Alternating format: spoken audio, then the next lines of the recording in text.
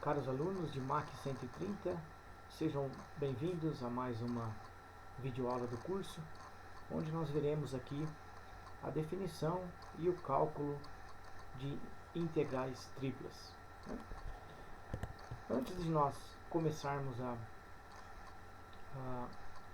antes de fato vermos a definição de integral tripla, o que nós vamos fazer? Vamos relembrar o que significa quais são as definições da integral de uma função de uma variável e a integral de uma função de duas variáveis, que são as integrais duplas, né? Então, no caso das integrais de uma função de uma única variável, a interpretação geométrica que nós temos é o cálculo da área abaixo do gráfico da função, né? E a definição da integral é um limite de uma somatória de f de xi estrela vezes ΔX. E esse limite, esta soma que está dentro do limite, representa a soma das áreas dos retângulos, né? E fazendo o limite com n tendendo a infinito, ou seja, o número de retângulos tendendo a infinito, nós temos o cálculo da área abaixo da curva, né? E no caso das integrais duplas, o que nós temos, como o domínio é um retângulo, né? É um retângulo do R2, nós temos então a aproximação que nós vamos fazer do cálculo do volume da função é através de blocos, né? Ou de paralelepípedos ou de cubos, né? Como podemos chamar. E o volume o volume que está abaixo do gráfico da função e acima do retângulo é dado por um limite de um somatório duplo, né, com m e n tendendo a infinito, f de x i j estrela, y i j estrela, delta a, onde o delta a aqui nada mais é do que delta x vezes delta y. Então, o volume abaixo do gráfico da função e acima do retângulo é definido como esse somatório duplo. E a integral dupla sobre o retângulo nada mais é então do que o cálculo deste limite, que representa então o volume do sólido delimitado superiormente pelo gráfico da função e inferiormente pelo retângulo, que é o domínio da função, né? Então, percebam que as duas integrais, tanto de uma função de uma variável como a integral dupla, elas são definidas através de dois limites, né? Do cálculo de limites e de um somatório e depois de um somatório duplo no caso das integrais duplas. O que nós vamos fazer então? Quando nós formos trabalhar com integrais triplas, nós vamos trabalhar com regiões que nós chamamos de caixas ou blocos, né? Ou paralelepípedos. E esses serão os nossos domínios das nossas funções de três variáveis, né? Então, um conjunto, uma caixa, um bloco no R3 é definido como um produto cartesiano de três intervalos fechados. Ou seja, o x a primeira coordenada x pertence ao intervalo AB, a coordenada y pertence ao intervalo CD e a coordenada z pertence a um outro intervalo RS, né? E quando nós pegamos então este conjunto B e dividimos em várias outras caixinhas, onde, se nós olharmos aí para o lado, na figura que está ao lado, esta caixa será dividida em várias caixinhas, que nós estamos chamando aí de subcaixas. Todas essas subcaixas têm como medidas a área da base, o retângulo, que é dado, a área da base que é dada por ΔX vezes ΔY, e a altura de cada caixinha é ΔZ. Com isso, o volume de cada caixa é delta, nós vamos chamar de ΔV, que é o produto entre ΔX, ΔY e ΔZ.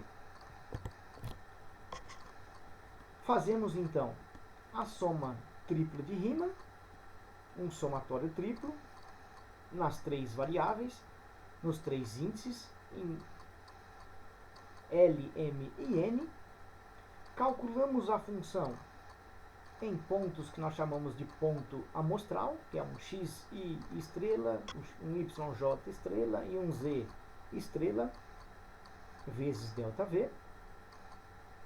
E por analogia à integral dupla e a integral mesmo de uma única variável, nós definimos a integral tripla na caixa B como sendo o limite deste somatório triplo, onde L e Mn tendem a infinito, de f calculada nesses pontos amostrais vezes o ΔV.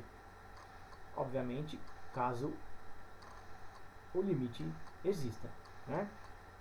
Nós vimos durante o curso que alguns limites podem não existir, então nós definimos este limite, quando ele existir, como a integral tripla da função f de x, y, z, dv. E como que de fato nós vamos fazer o cálculo dessa integral? O cálculo das integrais triplas?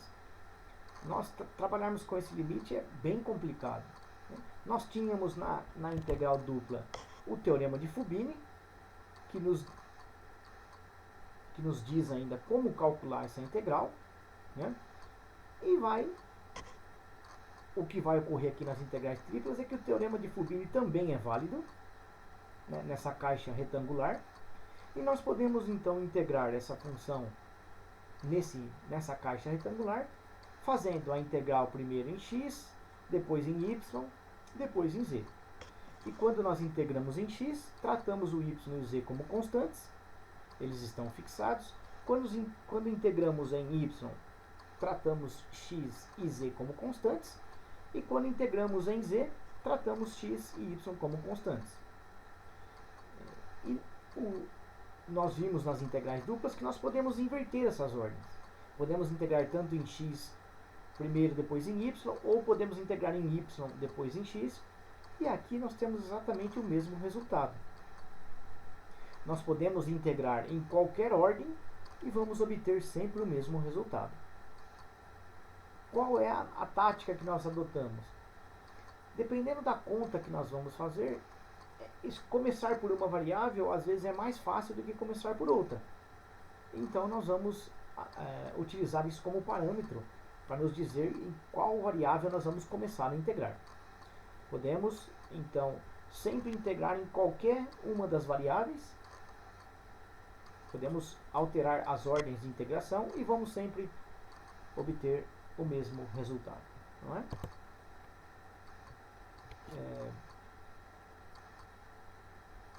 Este slide diz exatamente o que eu comentei, né? Que nós podemos integrar em qualquer ordem. Aqui nós estamos fazendo primeiro em y, depois em z, depois em x, né? E vamos obter sempre o mesmo resultado, ok? Então, um exemplo. Calcule a integral tripla x, y, z quadrado dv, onde o b é a caixa retangular definida da seguinte maneira: o x está entre 0 e 1, o y está entre menos 1 e 2 e o z está entre 0 e 3. Como nós mencionamos agora há pouco, nós podemos escolher qualquer ordem que nós quisermos para calcular essa integral. Primeiro em x, depois em y, depois em z, ou em x, depois em z, depois em y, começar por z, tanto faz. Aqui na nossa solução nós estamos começando por x, tá? Reparem que quando nós vamos integrar em x, o y e o z são constantes, então o y e o z quadrado podem sair da integral. Ficamos só com a integral de 0 a 1 de x. A integral de 0 a 1 de x é x quadrado sobre 2. Aí aplicamos o teorema fundamental do cálculo. Substituímos o x por 1 e depois por 0. Vamos obter, quando x é 0 dá 0, quando x é 1 dá meio, né? Então agora obtemos a expressão yz quadrado sobre 2. Isso nós vamos integrar na variável y, cuja variação é de menos 2, ou de menos 1 a 1. E vamos, mais uma vez, tratar o z como constante. O z quadrado, então, pode sair da integral. assim como o meio, né? Então, em relação a y, nós só temos a função y, cuja integral é y ao quadrado sobre 2. Como já tínhamos um 2 dividindo, ficamos então com y ao quadrado sobre 4. E o y variando de menos 1 a 2.